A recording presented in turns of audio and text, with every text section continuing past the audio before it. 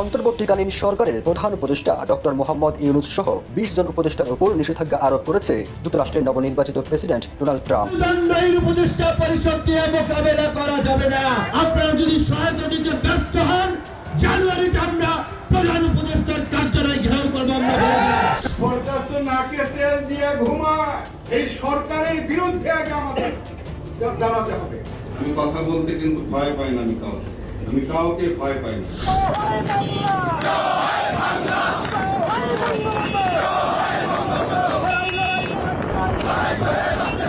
৭২ ঘন্টার ভিতরে আওয়ামী লীগের একটি বড় সমাবেশের ডাক দিলেন আপনার ছাত্রলীগের সভাপতি সাদ্দাম হোসেন। কেন?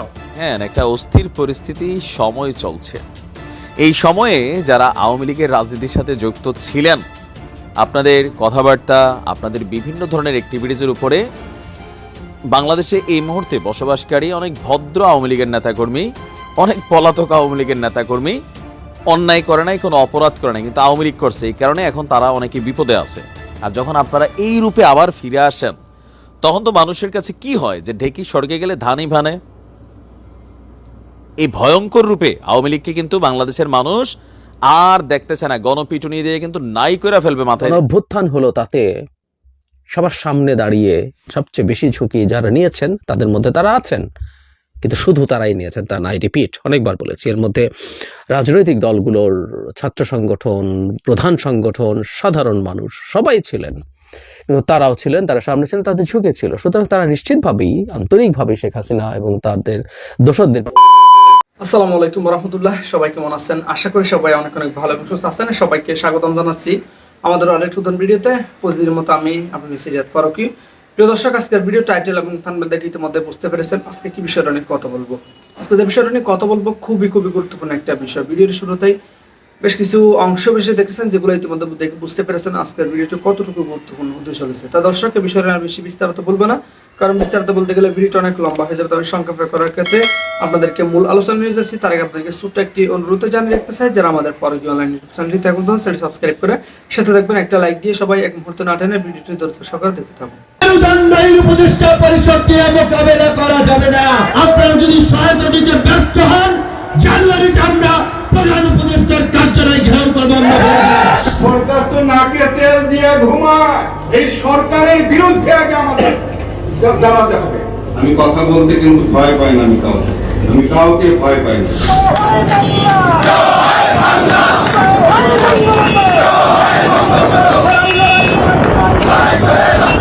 জানুয়ারি মাসে ইউনূস সরকারকে ঘাড় ধরে নামানোর হুঁশিয়ারি দিয়েছেন ভিপি নূর এবং উপদেষ্টা ও সমন্বয়কদেরকে হুঁশিয়ারি দিয়েছেন অভিনেতা ইলিয়াস কাঞ্চন। তিনি সংবাদ মাধ্যমে বলেন, গত 4 মাসে কি করেছে এই সরকার, যেভাবে স্বৈরাচারীমূলক কার্যক্রম পরিচালিত করছে তাতে মনে হয় না দেশের উন্নয়ন হবে। এই সরকারের বিরুদ্ধে আগে আমাদের দাঁড়াতে হবে। কি করেছে এই পর্যন্ত 5 মাসের মধ্যে? মনে রাখবেন, এটা ইলিয়াস কাঞ্চনের কোনো ব্যক্তিগত নিয়ম না। আমরা কোনো পরাশক্তিতে পরাজিত হব না। আমরা বলতে চাই, আমাদেরকে রাস্তায় নামতে বাধ্য করবেন না।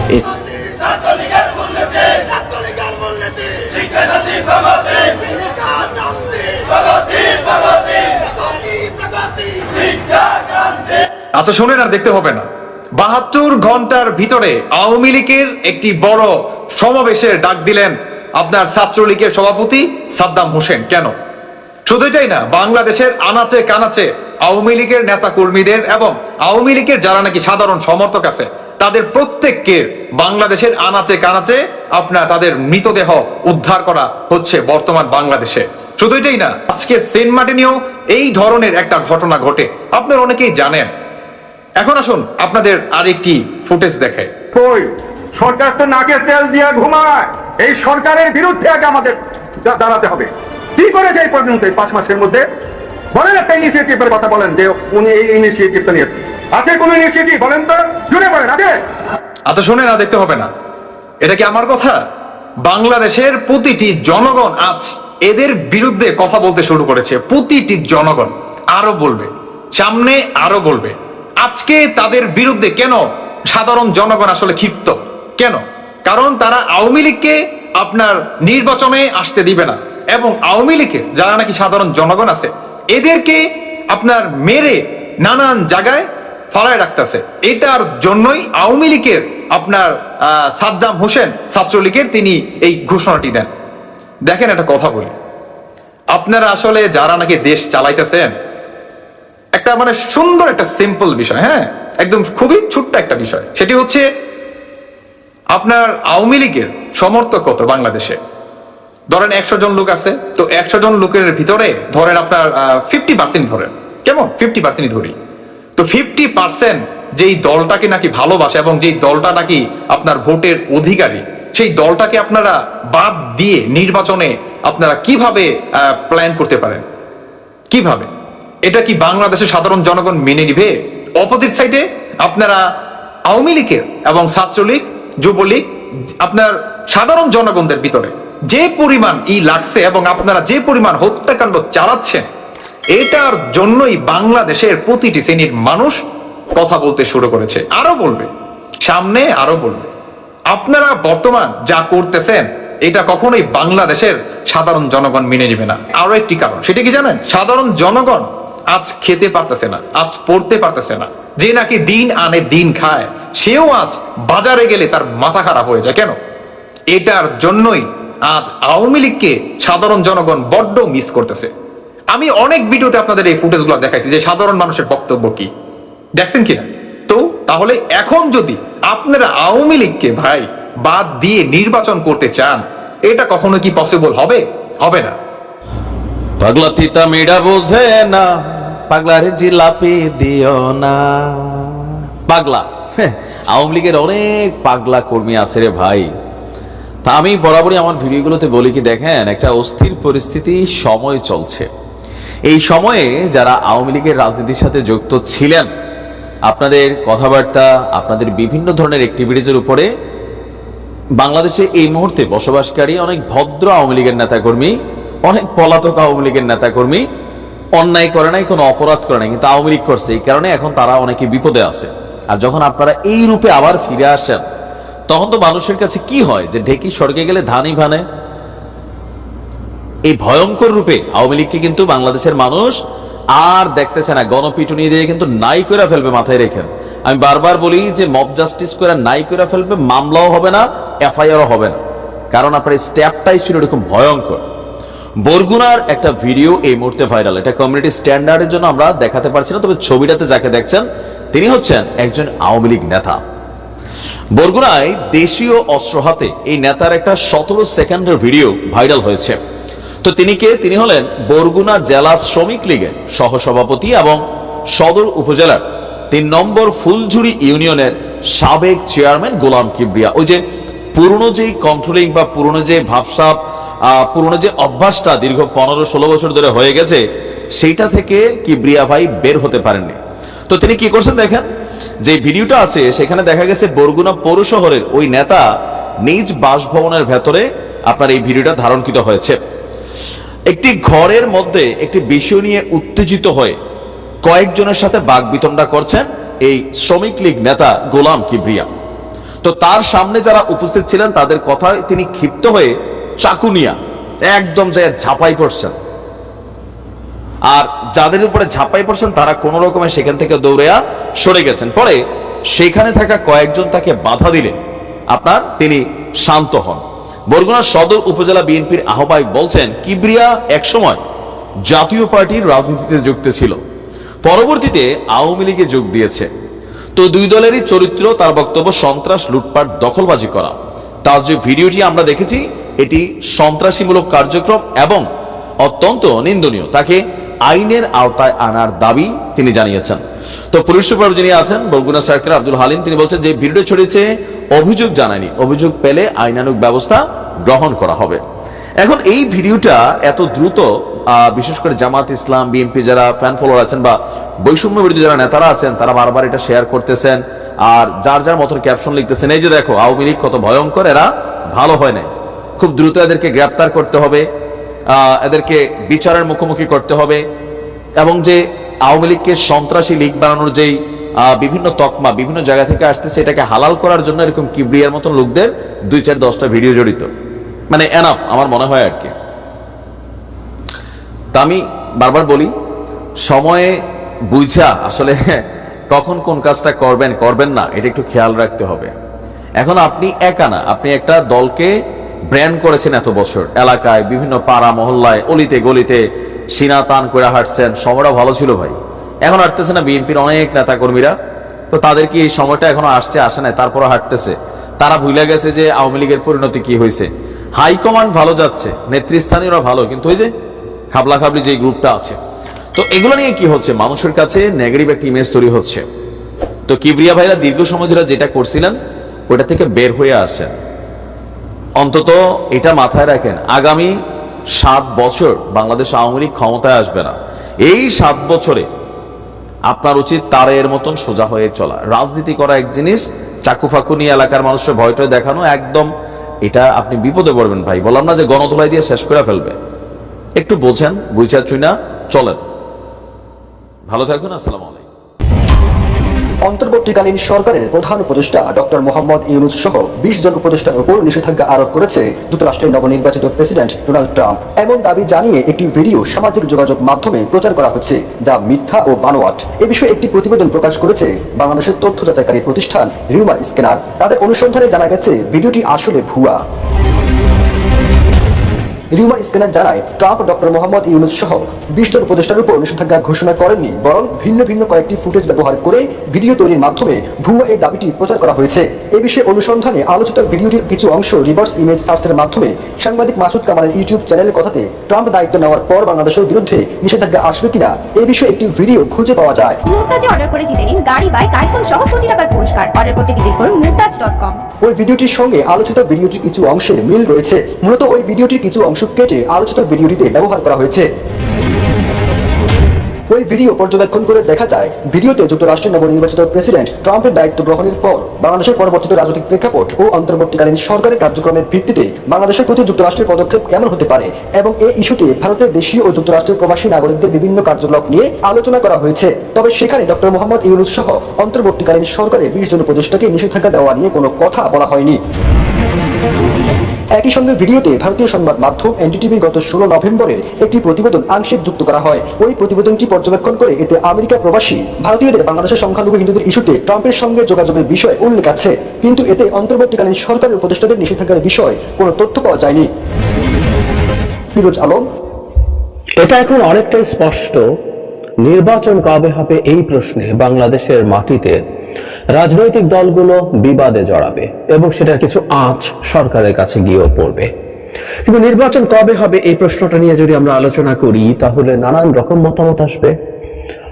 এর মধ্যে একটা আউটলাইন আমরা প্রধান উপদেষ্টার কাছ থেকে পেয়েছি, যাতে 25-এর শেষের কথা আছে, 26-এর মাঝামাঝির কথাও, মানে সর্বোচ্চ একটা পয়েন্ট আছে, সেটা হচ্ছে মিড অফ 2026।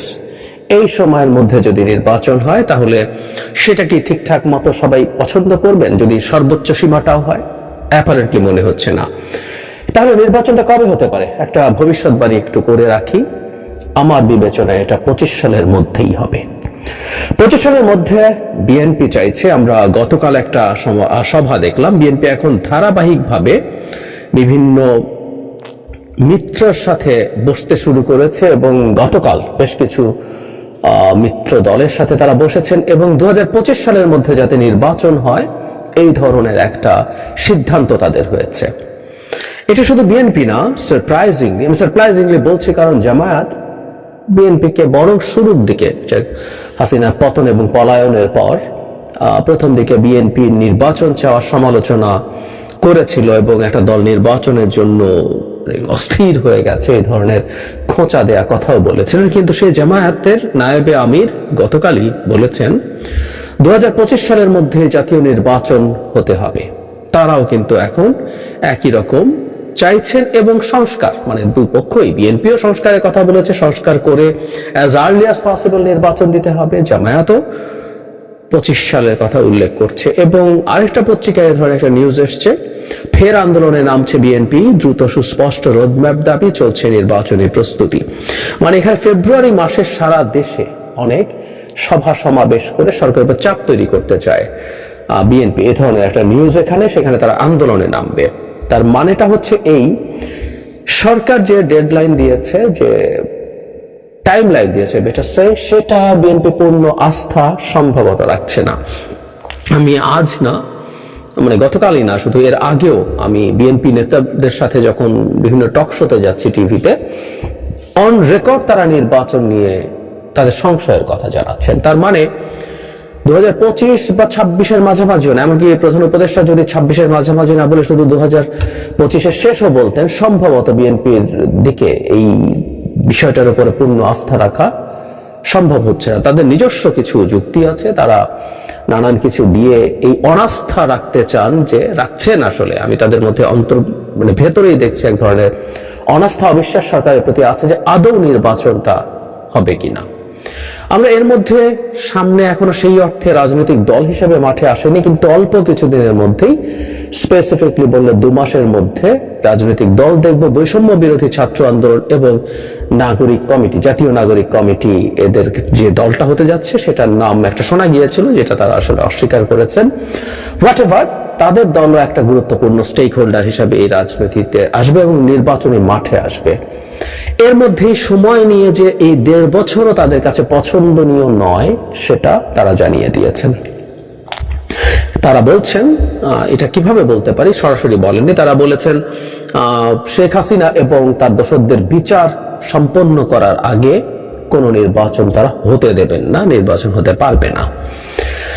অনেকগুলো প্রশ্ন আছে আসলে এটা নিয়ে, তারা এটা কেন বলেছে সেটা ধারণা করতে পারি, কিন্তু প্রশ্নগুলো সেটা হচ্ছে মানে তাদের বিচার বলতে কি বোঝাই? এটা কি প্রাইমারি কনভিকশন? প্রাইমারি কনভিকশন যদি না হয়ে যেটা পুরো, কারণ প্রাইমারি কনভিকশনের পর আপিল করা যেতে পারে, সেই আপিলের আবার রায়ের প্রশ্ন আছে। নট অনলি দ্যাট, এই বিচারিক প্রক্রিয়াটা বেশ লম্বা হবে। প্রাথমিক কনভিকশন অনেক দেরি হবে, কারণ সরকার রাইটলি এই বিচারটায় প্রায় আন্তর্জাতিক স্ট্যান্ডার্ড, আমরা এভাবে বলবো, শতভাগ না হলেও খুব কাছাকাছি একটা স্ট্যান্ডার্ড মেনটেন করার চেষ্টা করছে। ফলে এটা সুষ্ঠুভাবে বিচার হতে হবে, এবং এই বিচারটা সে কারণে খুব তাড়াহুড়ো করা যাবে না, এটা খুব অল্প সময় হবে না, মানে এটা কয়েক বছর লেগে যাবে। কারণ আমি ধারণা করি যে আওয়ামী লীগ যদি কন্টেস্ট করে, তারা প্রথমেই এই ট্রাইব্যুনালকে প্রশ্ন করবে, এই ট্রাইব্যুনালের এখতিয়ার নিয়ে প্রশ্ন করবে, তারা যে আন্তর্জাতিক অপরাধ যে আইন আছে সেই আইনটা চ্যালেঞ্জ করবে, এরকম নানান কিছু তারা সময় চাইবে, তারা বিদেশি লয়ার আনবে বলবে, সেইগুলোতে কালক্ষেপণ করবে। এটা করে করে তারপরে অ্যাকচুয়াল হিয়ারিং আসার পর দেখা যাবে এটা অনেক লম্বা সময় নেবে, কয়েক বছর লেগে যাবে। তাহলে কি অত বছর বাংলাদেশে নির্বাচন হতে পারবে না?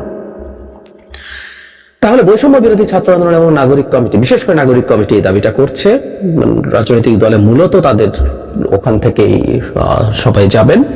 তো তাদের এই যে দাবি আছে, এই দাবিটা শুধু মানে তাদের কি কোনো ইচ্ছা নেই বিচারের? আমরা তাদের বিচারের ইচ্ছা নিশ্চয়ই আছে, কারণ এতে কোনো সন্দেহ নাই।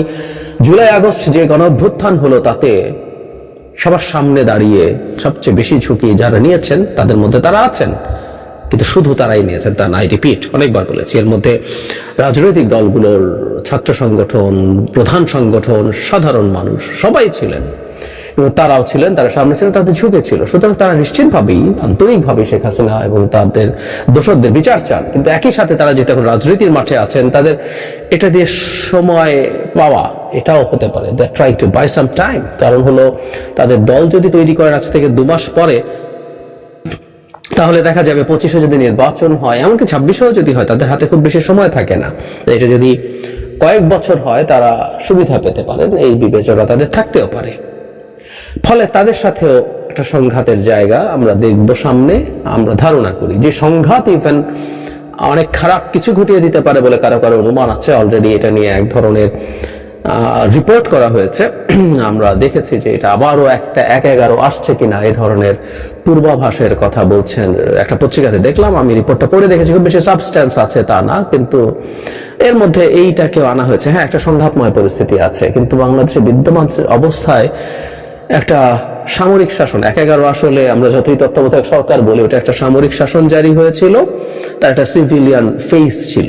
তো সেই ফরম্যাটেরও কিছু হওয়া খুব সহজ বলে আমার মনে হয় না। যদিও সেই চেষ্টা আছে, সেই চেষ্টা থাকতেই পারে, সেই চেষ্টা থাকা অসম্ভবের কিছু না, কারণ ডক্টর ইউনূসের সরকার ভারত যা চাইছে সেভাবে চলছে না। সো একটা নির্বাচিত সরকারও যদি আসে বাংলাদেশে, সেই সরকারও আসলে ভারতের খুব তাবেদার হয়ে চলার মতো অবস্থা হবে না, ইচ্ছা থাকলেও পারবে না, যদি তাকে আবার নির্বাচন করতে হয়। শেখ হাসিনার মতো ভোট চুরি করে থাকলে সেটা অন্য কথা, কিন্তু আবার নির্বাচন করতে হলে তাকে ভারতের সাথে আত্মসম্মান বোধ নিয়ে মাথা উঁচু করে দাঁড়িয়ে সম্পর্ক রক্ষা করতে হবে। ফলে ভারতের জন্য এটা এক ধরনের একটা ভালো অপশন হতে পারে, একেবারে মতো একটা টেক ওভার, কিন্তু এটার মধ্যে আসার কথা ভাবা আমার মনে হয় না সহজ হবে, এবং যে কারণে সহজ হবে না সে কারণেই আসলে নির্বাচনটা 2025 সালে হয়ে যাবে বলে আমি মনে করি। কারণটা হচ্ছে অর্থনীতি। আমরা হয়তো খেয়াল করছি না, আমাদের চারদিকে নানান ডামাডোল আছে, এই ডামাডোলের মধ্যে আমরা হয়তো খেয়াল করছি না যে অর্থনীতির বেশ ডাউনওয়ার্ড ট্রেন্ড আছে, সিরিয়াস, এবং এটা খুব ফাস্ট, এটা খুব স্লোলি হচ্ছে তা না। আমি অর্থনীতির এই সাম্প্রতিক সময়ের যে সব শঙ্কা জাগানো ইন্ডিকেটরস আছে সেগুলোর ইমপ্লিকেশন কি সেগুলো নিয়ে কথা বলবো, খুব দ্রুতই বলবো। কিন্তু এটুকু বলছি যে অর্থনীতি ভালো দিকে যাচ্ছে না, অর্থনীতি ভালো দিকে যাচ্ছে না আমি বহুবার বলেছি, এবং আমি অনেক আগে বাংলাদেশ যে একটা স্ট্যাগফ্লেশনে ঢুকে গেছে এটা 2022 সালেই বলছিলাম, এবং সেটা পারসিস্ট করছে, মানে একটা স্ট্যাগন্যান্ট ইকোনমি যেখানে অর্থনীতি গ্রো করছে না। আবার গ্রো না করা অর্থনীতিতে সাধারণত ইনফ্লেশন কম থাকে, কিন্তু এখানে আবার এই সিচুয়েশনে ইনফ্লেশন অনেক হাই থাকে, বা উল্টো যদি বলি যে অর্থনীতি ইনফ্লেশন অনেক হাই, সে ইকোনমি গ্রো করে অনেক, কিন্তু এই এক বিরল ধরনের সিচুয়েশন যে এখানে দুটো পরস্পর বিরোধী অ্যাপারেন্টলি জিনিস কোএক্সিস্ট করে। এটা 70s 80s ইউরোপে আমেরিকাতে হয়েছিল। সো আমাদের সেই সিচুয়েশন আছে, এই সিচুয়েশনে মানুষের উপার্জন কমে যাবে, কিন্তু একই সাথে দ্রব্যমূল্য অনেক বেড়ে যাবে। এইরকম পরিস্থিতিতে আসলে একটা সোশ্যাল আনরেস্ট তৈরি হবে আর সম্ভাবনা প্রায় শতভাগ, এবং সেই রকম জায়গায় দাঁড়িয়ে আসলে সংস্কার করার যতই আন্তরিক ইচ্ছা থাকুক না কেন সরকারের, সেটাকে এগিয়ে নিয়ে যাওয়া সরকারের জন্য খুব রিস্কি হবে।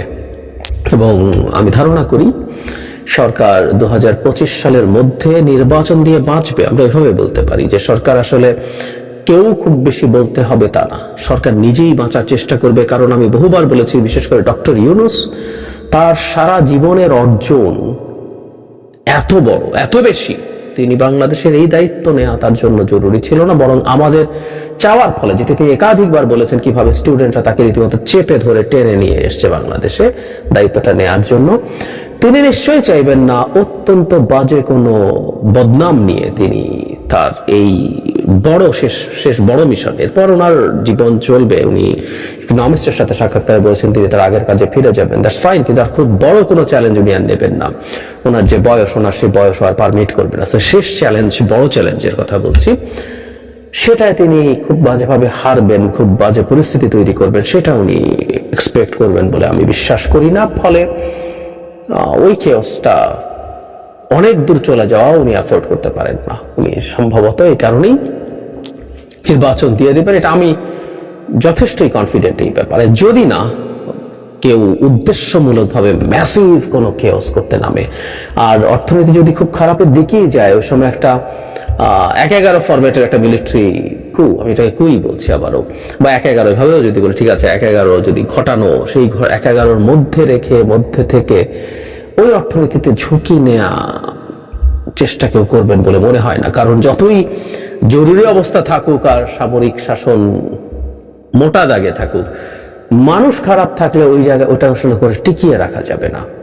রাদার একটা গণতান্ত্রিক সরকার যদি আসে, সেটা কিছুটা বেটার অবস্থা অর্থনীতির করতে পারে। কেন পারে আবারও বলছি, আলাদা ভিডিও করে সেই ভিডিওতে সব বলবো। তারাও যে পেরে উঠবে নট নেসেসারিলি, কারণ শেখ হাসিনা যে পরিমাণ ক্ষত এই দেশের অর্থনীতিতে তৈরি করেছেন, সব জায়গাতে করেছেন, অর্থনীতিতে করেছেন, তার লুটপাট এবং টাকা পাচারের মাধ্যমে, সেটা কাটিয়ে ওঠা কঠিন। এবং বিএনপি যদি নির্বাচিত হয়ে ক্ষমতায় আসে, বা আর কেউ আসে, যে হোয়াটএভার, যেই আসুক ক্ষমতায়, তার জন্য আসলে খুব টাফ হয়ে যাবে। কিন্তু তাদেরকে তো ক্ষমতায় থাকতে হবে, কিন্তু ডক্টর ইউনূসের তো সুযোগ আছে আগেই নির্বাচন দিয়ে ক্ষমতা হস্তান্তর করে দেওয়া। সে কারণে আমি মনে করি বিএনপি তার চাপ বজায় রাখবে, সে চাইবে এটা 25-এর বেশি না যাক, নানা ফর্মে আলোচনা বা অন্যদেরকে দিয়ে বলানো, তাদের বোফেন্ট করা, কিন্তু সরকারকে নির্বাচন দিয়ে দিতে হবে 25-এর মধ্যে অর্থনীতির কারণে।